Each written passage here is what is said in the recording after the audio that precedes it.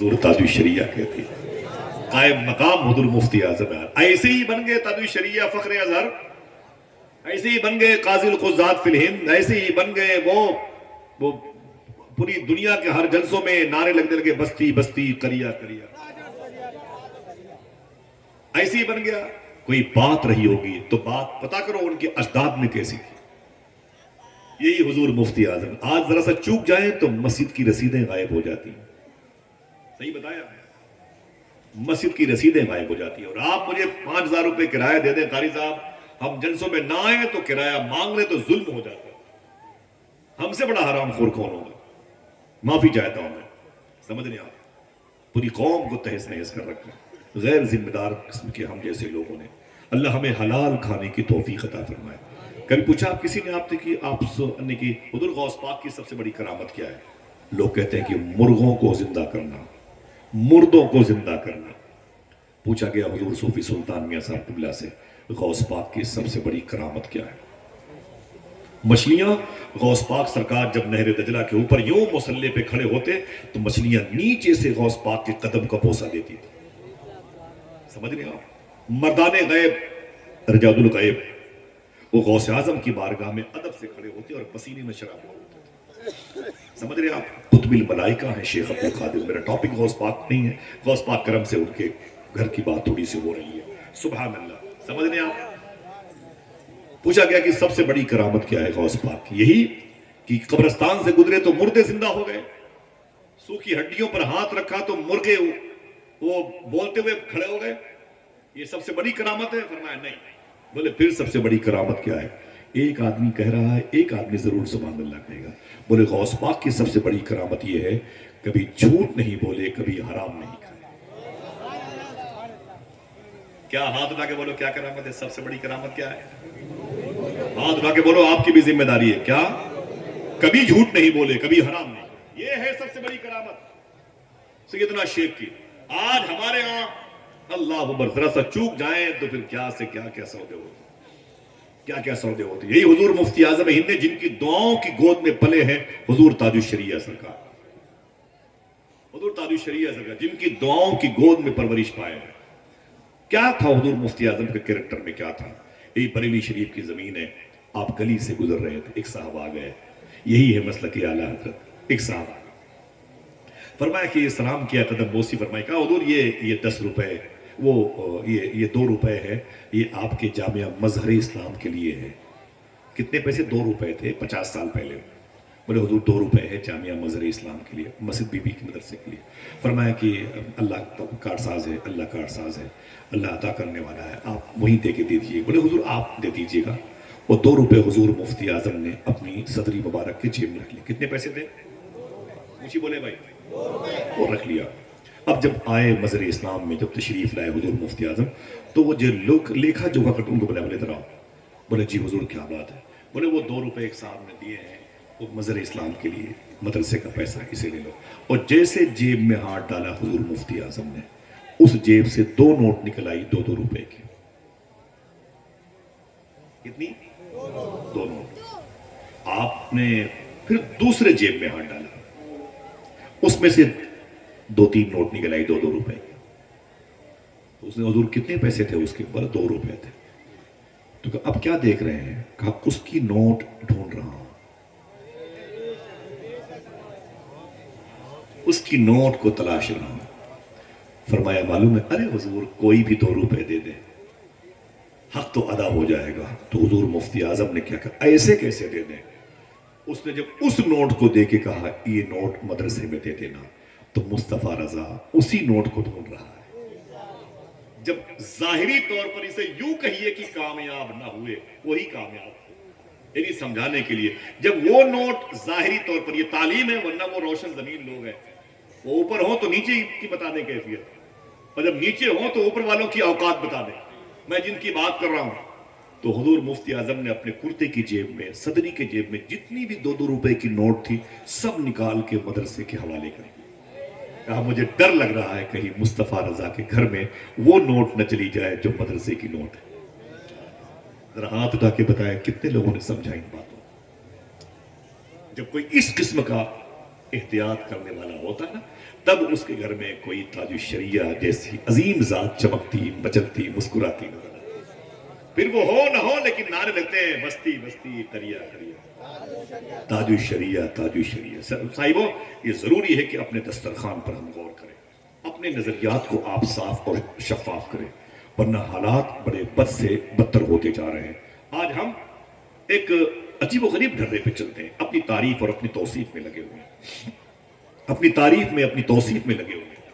ہمیں علم نہیں کہ ان حلال کے لقموں سے نور کتنا بدن میں پیدا ہوتا ہے، حلال کے لقمے کھانے سے ہمارے اندر روحانیت میں تیزی کتنی آتی ہے، حلال کے لقمے کھانے سے ہماری نسلیں کتنی پاک اور مصفہ ہوتی ہیں، مزکہ ہوتی ہیں۔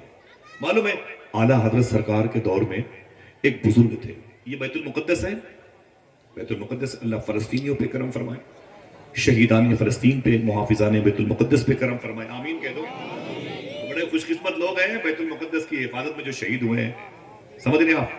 تو فلسطین یہ بیت المقدس ہے، وہاں سے تقریباً 160 کلومیٹر کے فاصلے پر یہ رم اللہ ہے، غازہ ہے، خان یونس ہے، جہاں یہ اختلافات، یہ ظلم ہو رہا ہے۔ وہیں پہ قریب میں ایک شہر تھا جس کو نبہان کہتے ہیں۔ کیا کہتے ہیں؟ اونچی بولے۔ وہیں پر ایک بہت بڑے بزرگ تھے، ان کا نام تھا حضرت اسماعیل نبہانی۔ ان کے گھر میں درود کی فضا تھی، باتیں ہوتی تو درود پر ہوتی تھی۔ ہمارے ہاں سیاست کی بات ہوتی، وہ بلڈوزر چلا، وہ گھر گرا، وہ، ارے میرے بھائی یہ چلنے دے، یہ چند دنوں کی بات ہے۔ جس ملک میں غریب نواز ہوں وہ ملک کبھی ٹوٹ نہیں سکتا انشاءاللہ، کبھی بکھر نہیں سکتا انشاءاللہ۔ آپ اپنا کام کرو، بس آپ کا کام کیا ہے، بات آ جائے گی، آپ زحمت نہ ہو، آپ کو مجھے بتا دیجیے گا، ٹھیک ہے؟ پتہ نہیں کہ مجھے بہت اچھا لگ رہا ہے واقعی، میں اکثر یہاں کی مجلس میں روحانیت بول دیتا ہوں، سبحان اللہ۔ تو یہ عظیم الشان بزرگ ہیں، عظیم الشان شیخ ہیں۔ یہ کھان پان کی بات ہے، ابن نبہان، شیخ اسماعیل نبہانی، ان کے گھر میں درود کی فضا تھی۔ اب جب ظاہر سی بات ہے بچہ پیدا ہوگا تو اسے بھی درود پڑھایا جائے گا، اسے بھی لوریاں درود کی دی جائیں گی، اسے نغمہ درود سنایا جائے گا، اسے صوت درود کی صورت میں بڑا کیا جائے گا۔ اور ایک بچہ ہوا تو اس کا نام رکھا حضرت یوسف۔ ایک آدمی بولے، ہاتھ اٹھا کے وعدہ کرو بہن بیٹیوں کو بتاؤ گے انشاءاللہ؟ بولو بولو بولو انشاءاللہ بولو، جتنے لوگ بیٹھے ہوئے۔ کیا نام تھا؟ یوسف۔ یوسف کے باپ کا نام اسماعیل، جس شہر میں پیدا ہوا اس کا نام تھا نبہان۔ ٹائٹل کیا بنا؟ شیخ یوسف بن اسماعیل نبہانی۔ اعلیٰ حضرت سرکار کی کتاب پر مقدمے لکھنے والے، اپنے تاثرات ظاہر کرنے والوں میں سے ایک نام یہ بھی ہے۔ ان کو بھی کچھ لوگوں نے اپنی کتاب میں اپنی صدی کا مجدد کہا ہے، یہ ان کی اپنی بات تھی، ان کی اپنی آرا تھی، ٹھیک ہے؟ ان کا نام تھا شیخ یوسف بن اسماعیل نبہانی، بہت بڑے عاشق رسول تھے۔ جیسے گھر جاتے مدینے شریف سے پھر مدینے جانے کے لیے تڑپتے رہتے تھے، پھر مدینے جانے کے لیے تڑپتے رہتے تھے، پھر مدینے جاتے پھر واپس آتے تو پھر مدینے کے لیے تڑپتے، لیکن پوری زندگی کبھی حضور کے روضے شریفہ کے اندر نہیں گئے، کبھی مواجہ شریف پہ نہیں گئے، باب السلام باب البقیع کے قریب کبھی نہیں گئے۔ ایک مرتبہ کسی نے پوچھا شیخ یوسف بن اسماعیل نبہانی مدینے کے لیے تڑپتے ہیں، آپ اندر نہیں جاتے؟ تو جس کا دل کہے وہ سبحان اللہ کہے۔ آپ نے فرمایا تھا کتوں کا کام ہے گھر سے باہر رہا کرے، گھر کے اندر تو گھر کے مالک رہا کرتے ہیں۔ ذرا محبت سے کہہ دے سبحان اللہ۔ ظاہر سی بات ہے باپ اور ماں جب نیک تھے تو بیٹا بھی نیک ہوگا، اور بیٹے کا نام تھا شیخ یوسف، ان کے باپ کا نام اسماعیل، قصبے کا نام تھا نبہان، جیسے بشارت کھن نبہان، یہ رم اللہ غازہ خان یونس کے قریب میں ایک نبہان ایک شہر ہے۔ شیخ یوسف بن اسماعیل نبہانی رحمت اللہ علیہ جوان ہوئے تو ان کی شادی ہو گئی۔ جس لڑکی سے ان کی شادی ہوئی وہ لڑکی بڑی حسین تھی، وہ لڑکی بڑی خوبصورت تھی۔ آپ نے وعدہ کیا ہے بہن بیٹیوں کو بتانے کا انشاءاللہ۔ وہ لڑکی ان کے نکاح میں آئی، ان کی خدمت کرتی رہی، اور پھر وہ آگے بڑھتی رہی، پھر وہ لڑکی سے عورت بن گئی۔ اچانک اس لڑکی کی اس کی اپنی سہیلی سے ملاقات ہوئی۔ شیخ یوسف بن اسماعیل نبہانی کی بیوی سے اس کی سہیلی سے ملاقات ہوئی، تو سہیلی نے کیا کہا ہے، بچپن سے ساتھ میں کھیلتی تھی، ارے یہ بتا تیری شادی کہاں ہوئی ہے؟ تو شیخ یوسف بن اسماعیل نبھانی کی بیوی نے کہا میری شادی ہے، وہ جو ایک حضرت ہیں شیخ یوسف بہت بڑے بزرگ ہیں، میں ان کے نکاح میں ہوں، وہ میرے شوہر ہیں، میں ان کی بیوی ہوں، بڑے پیارے بزرگ ہیں، عاشق رسول ہیں۔ تو معلوم کیا کہا سہیلی نے، اوفو تجھے شادی کے لیے مولوی ہی ملا ہے، مولوی صاحب ہی ملے ہیں اور کوئی نہیں ملا، اتنی خوبصورت تھی پورے نبہان میں تیرے چرچے تھے اور کوئی نہ ملا تجھے، تو نے مولوی سے شادی کی؟ ارے کسی امیر کے گھر میں ہوتی تو امیر زادی کہلاتی، کسی بادشاہ کے ہاں راجکماری بن کے رہتی، تو امیر شہر کی بیوی بنتی تو مالکن شہر کی ہوتی، اور تو نے اپنی شادی ایک مولوی سے کی۔ توجہ ہے بھائی، ایک مولوی سے کی، تجھے کیا ملا اس مولوی کے ساتھ رشتہ کر کے؟ تجھے کیا ملا اس مولوی کے ساتھ رشتہ کر کے؟ خدا کی قسم اگر گونگے ہیں تب بھی سبحان اللہ کہے، نہیں بولنا آتا تب بھی کوشش کرے جملہ سنے، تڑپ کے کھڑی ہو گئی شیخ یوسف بن اسماعیل نبھانی کی بیوی۔ فرمایا اے بہن سن، تو نے کیا کہا؟ اس مولوی کے ساتھ رہ کے تجھے کیا ملا؟ بتاؤں مجھے کیا ملا؟ کہا کیا ملا؟ کہا اب تک 86 مرتبے میں نے خواب میں مدینے والے آقا کی زیارت کا شرف حاصل کر لیا ہے، اب کیا چاہیے؟ اللہ اکبر اللہ اکبر۔ تو دعا مانگتی ہی رہ گئی، سنا ہے آپ ہر عاشق کے گھر تشریف نہ آئے، میرے بھی گھر میں ہو جائے چراغ یا رسول اللہ۔ مجھے 14 کم 100 مرتبے خواب میں اللہ کے رسول کی زیارت کا شرف حاصل ہوا۔ مجھ سے بولتی ہے کیا ملا اس مولوی کے ساتھ رہ کے؟ اب مجھے کیا چاہیے؟ دل جس سے زندہ ہے وہ تمنا تمہیں، یا رسول اللہ ہم جس میں بس رہے ہیں وہ دنیا تمہیں تو ہو، جو دستگیر ہے وہ تمہارا ہی ہاتھ ہے، جو ڈوبنے نہ دے وہ وسیلہ تمہیں تو ہو۔ صاحبو عشق رسول بڑی دولت ہے، یہ حلال کھانے سے پیدا ہوتی ہے۔ مانا کرو انشاءاللہ 2 باتوں پر عمل کریں گے انشاءاللہ۔ نسلوں کی آوارگی کیسے دور ہوگی، بچے اوباش اور ٹپوری قسم کے قبیلے سے کیسے الگ ہوں گے، آج سے ہم دونوں وعدہ کریں انشاءاللہ، دونوں مل کر کے سچ بولیں گے، حلال کھائیں گے۔ ہاتھ اٹھ سکتے ہیں انشاءاللہ اللہ کی طرف سے، اللہ کے پھر کہیں گے جب دل میں عشق رسول ہوگا تو سنسان ہے فضا، بڑی اندھیری رات ہے، رہبر خاموش ہیں تو لٹیروں کی گھات ہے، اے رہزنوں یہ جان لو یہ جسم لوٹ لو، یہ دل نہ دوں گا اس میں مدینے کی بات ہے۔ اے رہزنوں یہ جان لو یہ جسم لوٹ لو، یہ دل نہ دوں گا اس میں مدینے کی بات ہے۔ کوئی ایک نعرہ پھر سے لگائے، ادھر سے لگائے، ادھر سے، انہی کو دیکھیں گے۔ اے ماشاءاللہ ہاتھوں اڑا کے جواب دیجئے ماشاءاللہ سب لوگ۔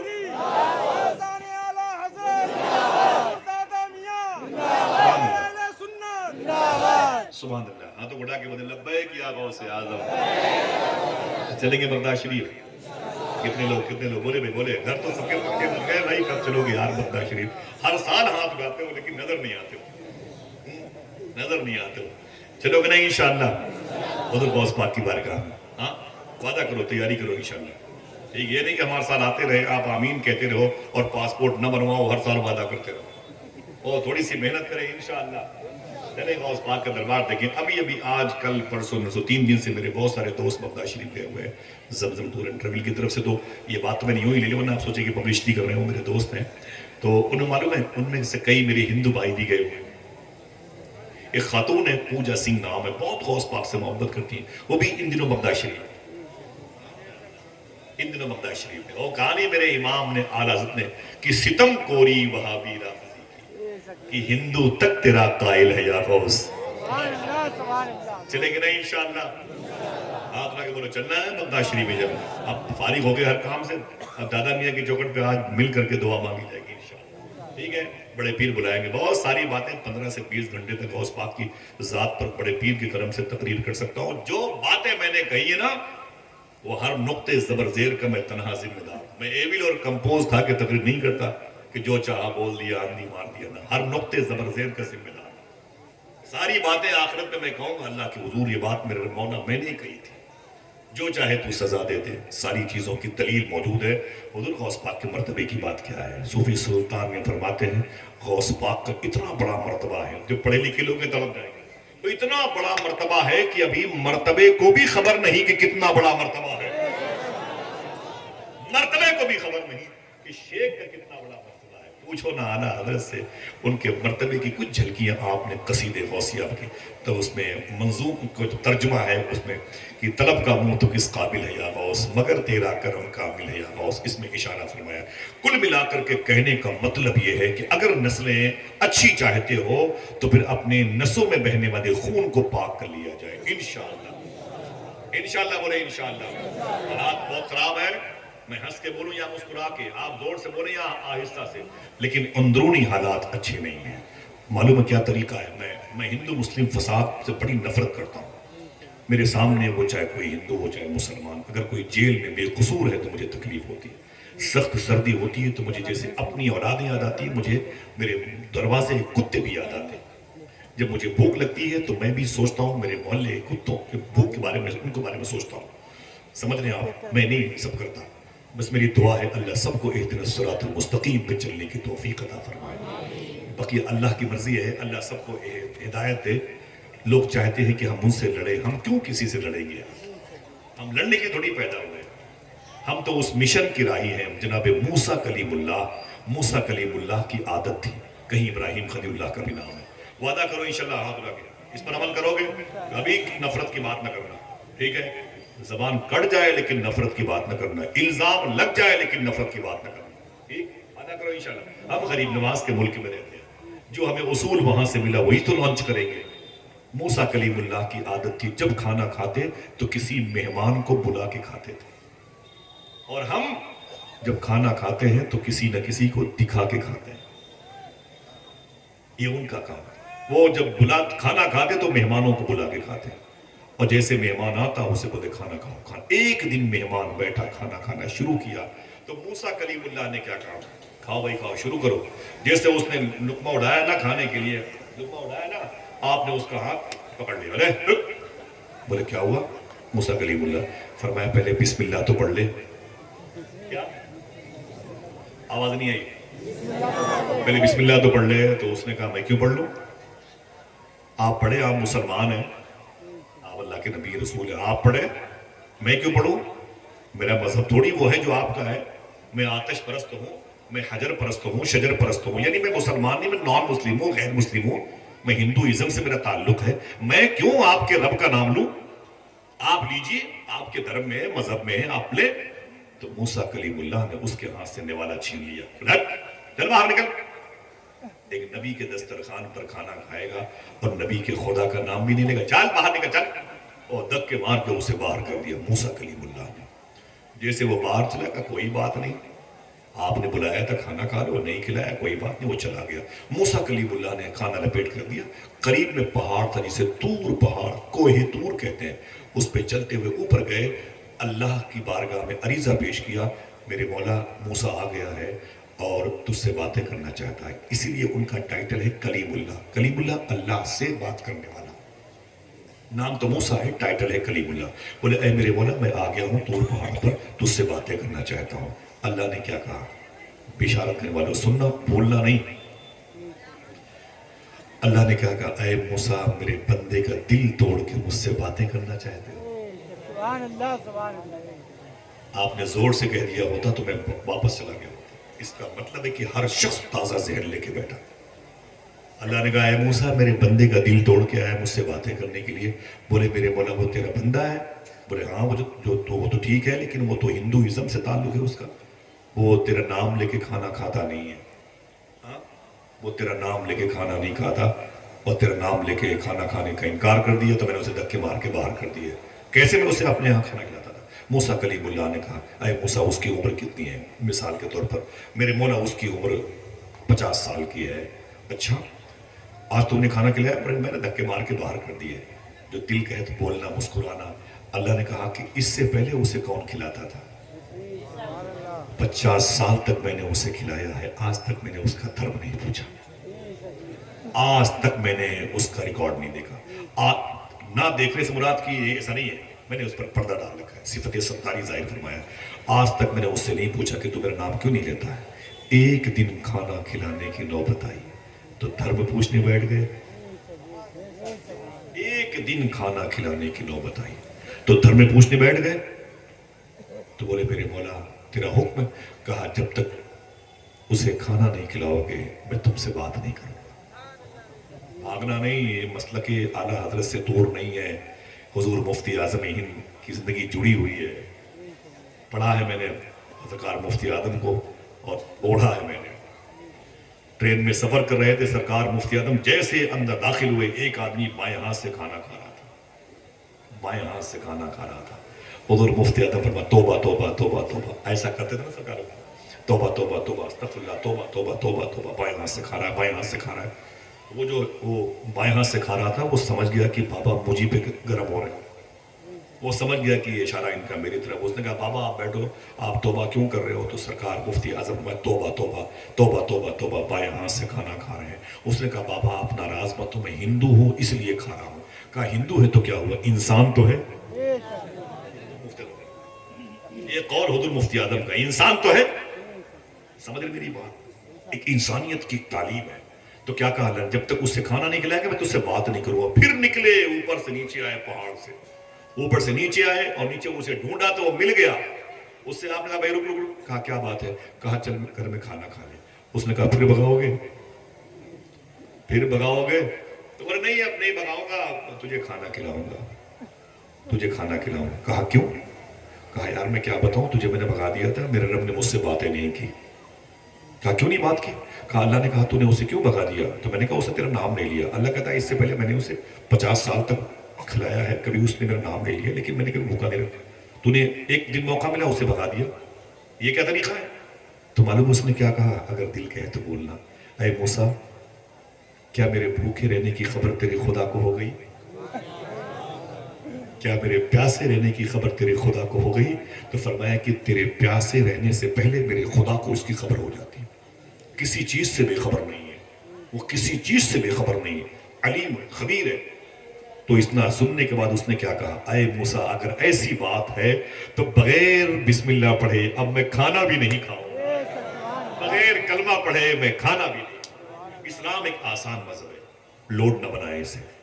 ایک ذات ہے جس سے نفرت کی جائے، وہ حضور کی توہین کرنے والی۔ سمجھے میری بات؟ اب آئیے ٹاپک پر چلتے ہیں کہ ہمیں ضروری ہے کہ اپنے دسترخوان کو غور کریں۔ اگر ہم نے اس پر غور نہ کیا تو نسلیں ٹیڑھی میڑھی پیدا ہوں گی، ماں باپ کو لوگ گالیاں دیں گے۔ ابھی کی بات ہے 3 مہینہ 4 مہینہ پہلے میرے دوست ہے مستقیم چشتی، وہ کہنے لگے آصف بھائی میرے محلے میں ایک لڑکے نے اپنے ماں کو بیلٹ سے مارا ہے۔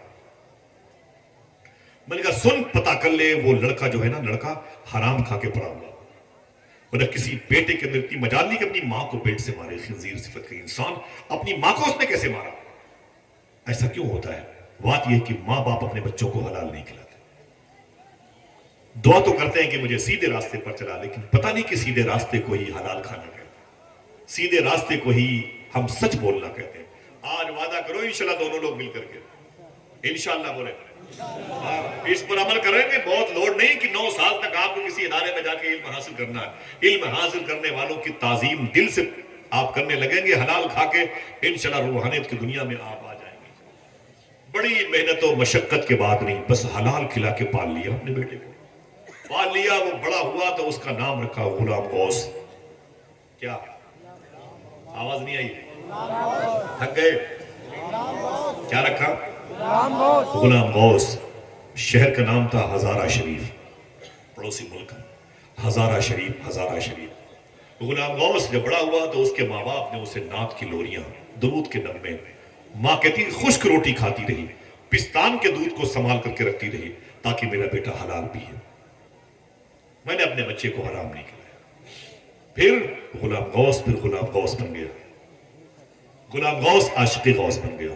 ایسا عظیم الشان عالم دین بنا، ایسا عظیم الشان عاشق رسول بنا، حضور سیدنا شیخ سرکار غوث اعظم کے مشن کی راہ کا مسافر بنا کہ پورے علاقے میں اس کے علم کے، فضل کے، ادب کے چرچے ہوا کرتے تھے۔ اور جب غلام غوث کی شادی ہوئی تو لڑکی بڑی پیاری ملی، دلہن بڑی پیاری ملی۔ لڑکی آئی تو پھر ان دونوں کے گھر میں ایک خوبصورت محبت کی نشانی پیدا ہوئی، ایک بیٹا پیدا ہوا۔ ذرا پیار سے کہہ دو سبحان اللہ۔ جیسے ماں باپ نے ان کو پالا تھا ویسے اس ماں باپ نے اپنے بیٹے کو پالا، بڑا ہو گیا، نشو نما ہوئی، 21 سال 22 سال کا بیٹا ہو گیا۔ غلام غوث کہتے ہیں میں اپنے بیٹے کو دیکھتا تو میں دعا کرتا، اے میرے مولا مجھے تو نے غلام غوث بنایا ہے، میرے بیٹے کو بھی غلام غوث بنا۔ तुझे मुझे गुलाम अब्दुल कादिर बनाया है, मेरे बेटे को गुलाम अब्दुल कादिर बनाना। फिर क्या कहता है मालूम है? गुलाम गौस कहते हैं कि मेरे बेटे की तबीयत अलील हो गई है, मेरे बेटे की तबीयत बिगड़ गई, तबीयत बिगड़ गई, वादा करो इंशाल्लाह। निकल गया तो फिर निकल गया, बातें खत्म हो जाएंगी, फिर कहाँ मुलाकात, पता नहीं किसकी जिंदगी की आखिरी रात है। अल्लाह आप सबको सलामत रखे, आमीन आमीन के दुआ। अल्लाह फलस्तीनियों पे करम फरमाए, अहले सूडान पे करम फरमाए, और इतनी मुबारक महफिल है, वो तबर्रुक की ज़ियारत कीजिएगा, वो आस्थाने पे चस्पा रहेगा इंशाल्लाह, देखते रहिएगा। ठीक है, सुने आप, गुलाम गौस कहते मेरी बेटी की तबीयत खराब हो गई, सुनना कभी बोलना नहीं। और फिर मैं बड़ा इलाज किया, बड़े पैसे लगाए। गुलाम गौस कहते हैं लेकिन मरज बढ़ता गया जो जो दवा की, थक गया मैं इलाज करते करते, थक गया मैं इलाज करते करते, लेकिन मेरा बेटा ठीक ना हुआ। और भरी जवानी में मेरे डॉक्टर ने मुझे बुला के बेड से मेरे बेटे को उठा के उसको टेबल पर रख दिया, बोले ए गुलाम गौस। मैंने कहा जी, पर मैं अपने बेटे को ले जा, 4 घंटे के बाद तेरा बेटा मर जाएगा, 4 घंटे के बाद तेरा बेटा मर जाएगा, मर जाएगा, ये बचेगा नहीं, ये बचेगा नहीं। गुलाम गौस कहते मैं रोने लगा, जिंदा लाश मैंने अपनी बेटी की उठाई। सुन ले तवज्जो से, आप की बेतवज्जही मुझे नुकसान देगी, माफ करना, मैं इतना लोड नहीं बनता किसी को, समझे, अच्छे लोग हैं, अच्छी समात है, और कौन इतना वक्त रोज आपसे मांगता है, कौन आपसे रोज आपका हाथ पांव दबा के बुलाता है। ये रातें कभी खुशकिस्मत लोगों के हिस्से में आ गई तो आ गई, सबको ये रातें भी नहीं मिलती हैं, सबको हुजूर अपनी मजलिस में बुलाते भी नहीं, आप खुशकिस्मत लोग हैं। गुलाम गौस कहते हैं मेरे बेटे को डॉक्टर ने कहा ले जाओ, 4 घंटे के बाद मर जाएगा। मैंने कहा गुर्दा भेज दो, मेरे बेटे को बचा लो। बोले डॉक्टर ने जवाब दे दिया सब शहर के, और मेरा वही कहना है ले जाओ। गुलाम गौस कहते हैं 21 साल के जवान बेटे को मैंने गोद में लिया और ले करके मैं रोता हुआ घर आया। एक चारपाई भी थी, उस पर मैंने अपने बेटे को लिटा दिया। जब मेरा बेटा उस पर लेट गया तो टिकटिकी बांध के घर को देख के रोने लगा। मेरी बीवी ने अपनी उंगलियों से मेरे बेटे की आंखों से निकलने वाले आंसुओं को साफ किया। मेरा बेटा कहता अब्बू थोड़ी देर के बाद मैं मर जाऊंगा, आपको याद आऊंगा, ऐ मेरी माँ तेरा बड़ा एहसान है, तुझे भी मैं याद आऊंगा। माँ बेटे रोने लगे, बाप बेटे रोने लगे, 3 लोग थे घर में, रोने का माहौल था। अचानक दरवाजे पे दस्तक हुई। गुलाम गौस कहते कौन? आवाज है गुलाम गौस हजारवी से मिलना है। मैंने कहा क्या बात है? उसने कहा घर बैठे हुए हो? तो मैंने कहा क्या हुआ क्या? उसने कहा करीब के एक शहर में, ये पंजाब कादियान पंजाब में, एक मौलवी मिर्जा गुलाम कादियानी पैदा हुआ था, जिसने नारे लगाए थे कि अल्लाह के रसूल के बाद मैं रसूल बन के पैदा हुआ हूँ, माज़अल्लाह आखिरी नबी वो नहीं है, मैं बन के पैदा हुआ हूँ। इस जालिम और बाकी और सरकश किस्म के लोगों के मुबल्लिगीन इलाके पर अपना कब्जा करने के लिए आ गए हैं, पूरे इलाके के लोगों के अकीदे को खराब कर रहे हैं। ऐ गुलाम गौस हजारवी चले, वरना मैदान महशर में एक एक शख्स को जवाब देना पड़ेगा, एक एक आलिम दीन को। गुलाम गौस कहते मैं रोने लगा। एक तरफ बेटे की एक कैफियत थी, एक तरफ हुजूर का दीन खतरे में था। मैं अंदर आया तो मैंने बेटे को देखा तो उसकी आंख में आंसू थे। कहा आपको क्या बात है? मैंने कहा बेटे कोई बात नहीं। फिर मैंने बेटे को देखा तो मुझे हुजूर का ही दीन याद आया, इमाम हुसैन की कुर्बानी याद आई। वो कहते हैं कि मैंने अपनी बीवी से कहा वो थैला लाओ, झोला लाओ, वो बैग लाओ जिसमें मुनाजरे की किताबें रखी हुई हैं। मेरी बीवी ने ला के दे दिया। गुलाम गौस कहते हैं मैंने उस सारी किताबों को सर पे रखा और फिर मैं अपने बेटे के पास आया। बेटे ने कहा अब्बू कहाँ जा रहे हैं आप? उसकी सांसें उखड़ रही थी। मैंने कहा बेटे नबी का दीन मुझे आवाज दे रहा, कुरान की आवाज पर लब्बैक कहते हुए मैं जा रहा हूँ। तो बेटे ने कहा अब्बू आप कहाँ जा रहे हैं? कहा बेटे शहरों पर, दूसरे करीब के शहरों पर बदअकीदगी ने अपना तसल्लुत कायम कर रखा है और उनके चबड़े से मैं हुजूर की उम्मत को बचाना चाहता हूँ। बच्चे ने रो करके अपने बाप का दामन थाम लिया। बोले अब्बू आप कहाँ जा रहे हैं? मलकुल मौत आने वाले हैं, मैं खुद जा रहा हूँ, आप कहाँ जा रहे हैं? ठहर जाए। तो बच्चे से बाप ने क्या कहा? गुलाम गौस ने मेरे बेटे मैं नहीं रुकने वाला, मैं चला जाऊंगा। तो बेटे ने कहा अब्बू मैं मरने वाला हूँ, मुझे छोड़ करके जा रहे हैं आप?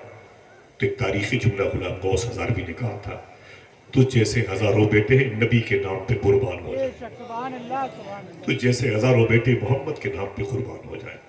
हुजूर के दीन की ज्यादा मोहब्बत मेरे दिल में है, ऐ मेरे बेटे जा। तो बेटे ने दामन पकड़ लिया। बोले अब्बू वाकई हुजूर की मोहब्बत, हुजूर का इश्क, हुजूर के दीन, हुजूर के कुरान के तहफ़्फ़ुज़ के लिए आप जा रहे हैं, लेकिन मेरे बाप अगर कुछ कहना चाहते तो कह दे। तो गुलाम गौस कहते हैं मेरे बेटे اگر مجھ پر احسان کرنا چاہتا تو کر لے. کہا تیرے انتقال کے بعد تیری قبر میں جب حضور آئے تو حضور کو میرا سلام بول دینا. اللہ کے رسول سے کہنا کہ میرے باپ نے آپ کو سلام عرض کیا. بیٹا رونے لگا. غلام غوث کہتے ہیں میں نے بیٹے کا ہاتھ چوما, پیشانی چومی. میں نے کہا قسمت میں رہا تو ملاقات ہوگی, ورنہ ہے میرے بیٹے تجھ جیسے ہزاروں اولادیں نبی کے نام پہ قربان. دروازے پر نکلے, بی بی فرط حیرت میں ڈوبی ہوئی تھی. یہ کیا ہوا؟ میرا بیٹا جوان, سانسیں اکھڑ رہی ہیں, دنیا سے جانے والا ہے, اور میرا شوہر میرے گھر سے چلا گیا. یہ کون سا دین ہے؟ یہ کون سا دین ہے؟ اللہ اکبر. آقا کریم صلی اللہ علیہ وسلم کے عاشقوں کی شان. سنسان ہے فضا, بڑی اندھیری رات ہے, رہبر خاموش ہے تو لٹیروں کی گھات ہے. اے رہزنو یہ جان لو, یہ جسم لوٹ لو, یہ دل نہ دوں گا, اس میں مدینے کی بات ہے. سرکار غلام غوث کہتے ہیں میں دروازے سے نکلا, قریب میں بس اسٹاپ تھا, بس پہ بیٹھ گیا اور مجھے وہاں جانا تھا. اچانک ایک صاحب دوڑے ہوئے آئے, بولے اے غلام غوث صاحب. میں نے کہا کھڑکی کو شیشہ کھول کر کے میں نے کیا بات ہے؟ بولے حضور بس سے اتر جائیے, اتر جائیے. میں نے کہا کیا ہوا؟ بولے بیٹا مر گیا, بیٹا مر گیا. اگر دل کہے تو سبحان اللہ کہنا. بولے میں بس سے نہیں اتروں گا.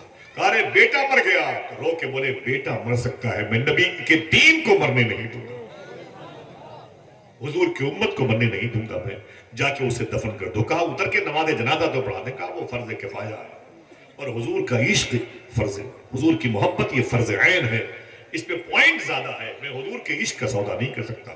خبردار, جا کے میرے بیٹے کو دفن کر دو. نماز جنازہ پڑھ کر کے غلام غوث کہتے ہیں بیٹے کو چھوڑ کے میں چلا گیا. 3-4 دن تک میں اس علاقے پر جو قادیانی فرقے کے لوگ تھے ان سے لڑتا رہا, بحث و مباحثے کرتا رہا, مناظرے کرتا رہا. رب کے فضل سے مجھے کامیابی ملی, ان سے اس شہر کو صاف کروایا, وہ بھاگے اور میں کامیاب و کامرہ ہوا. اب میں اپنے گھر کی طرف آیا. اب میرے دماغ میں بات آئی کہ میں نے اپنے بیٹے کا جنازہ چھوڑ رکھا ہے. 4 دن تک میرا بیٹا مجھے یاد نہیں آیا. اگر یاد آئی بھی تو مدینے والے کی آئی, اگر یاد آئی تو حسین کے نانا کی یاد آئی. کیوں کہ دل جس سے زندہ ہے وہ تمنا تم ہی تو ہو, ہم جس میں بس رہے ہیں وہ دنیا تم ہی تو ہو. یا رسول اللہ جو دستگیر ہے وہ تمہارا ہی ہاتھ ہے, جو ڈوبنے نہ دے وہ وسیلہ تم ہی تو ہو.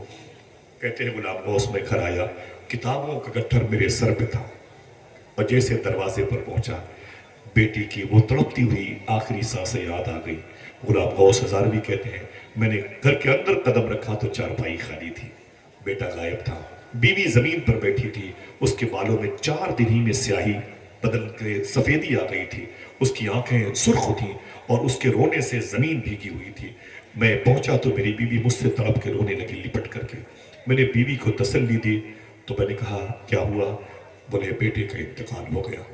میں نے کہا ہاں مجھے خبر ملی تھی, لیکن اللہ کے رسول کی محبت میں ڈوبنے والے امت رسول کے افراد کی تحفظ کی ذمہ داری میری تھی. میں نے کہا میرا بیٹا کیسے دنیا سے گیا ہے, کیا کہہ کے گیا ہے؟ کہا آپ نے کیا کہہ کے اپنے آپ کو رخصت کیا؟ تو میں نے کہا آئے میرے بیٹے, حضور آئے تو تیری قبر میں تو حضور کو میرا سلام بول دینا. تو بیٹے نے کیا کہا تھا؟ تو بیوی نے کہا تھا کہ بیٹے نے اتنا کہا تھا امی موت کا فرشتہ آ گیا ہے میری روح نکالنے کے لیے, اب میں جا رہا ہوں, میری غلطیوں کو معاف کرنا, اور اے میری امی ابو گھر پہ لوٹ کر کے آئے تو ان سے کہنا کہ آپ کے بیٹے نے آخری سلام. اتنا کہا, کلمہ شریف پڑھا, حضور پر درود پڑھا. غلام غوث ہزاروی کہتے ہیں میری بیوی نے کہا بیٹے کی روح نکل گئی. میں نے سامان رکھا, قبرستان کا پتہ پوچھا, سیدھے قبرستان چلا گیا. میں اپنے بیٹے کی تازہ قبر کو پہچان گیا, میں اس سے لپٹ کے رونے لگا, خوب رویا خوب رویا. میں نے کہا کوئی باپ اپنے بیٹے کو اپنی ذات سے الگ نہیں کرتا, لیکن ہے میرے بیٹے کیا کروں, میرے دل میں تجھ سے زیادہ قرآن کی محبت ہے, تجھ سے زیادہ حضور کی محبت ہے. میرے ماں باپ نے مجھے حلال کھلا کے پالا ہے, میرے ماں باپ نے مجھے درود کے سائے میں پالا ہے. اے میرے بیٹے میں تیری آخری سفر پہ نہیں تھا, لیکن آج تیری قبر کے قریب بیٹھ کے دعا مانگتا ہوں کہ اے میرے مولا, اے میرے مولا میرے بیٹے کی قبر کو جنت کے باغوں میں سے ایک باغ بنا دینا.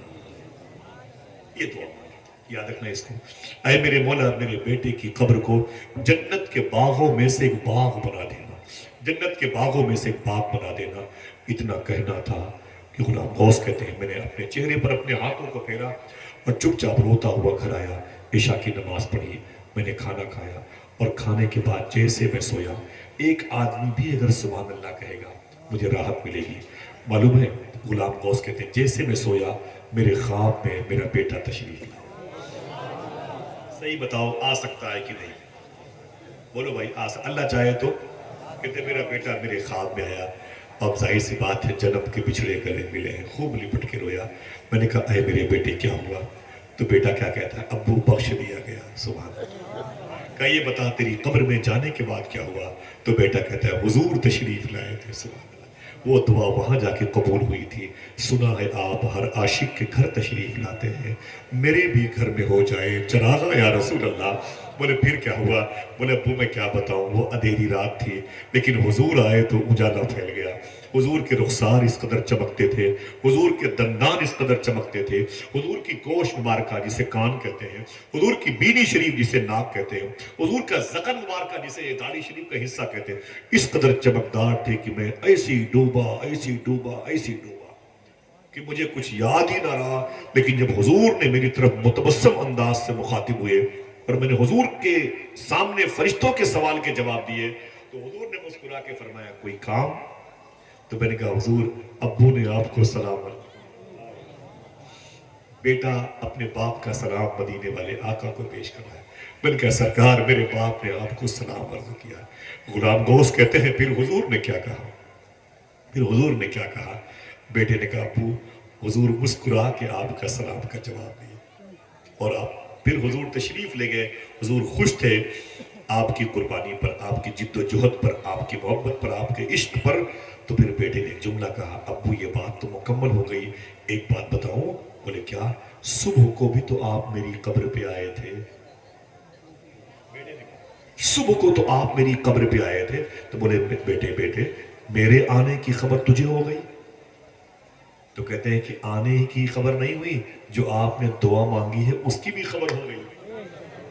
کہا کیا دعا مانگی تھی؟ کہا آپ نے یہ کہا تھا نا اے میرے مولا، اے میرے مولا میرے بیٹے کی قبر کو جنت کے باغوں میں سے باغ بنا دینا۔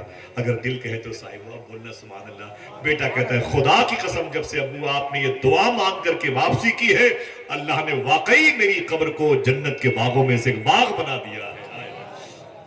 اللہ اکبر۔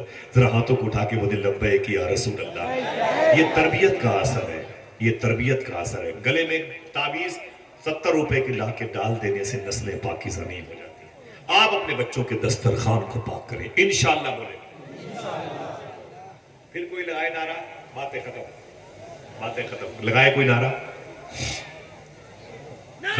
ماشاءاللہ۔ جو لوگ کھڑے ہیں بیٹھے ہیں سب لوگ اپنے ہاتھوں کو اٹھا کے بولے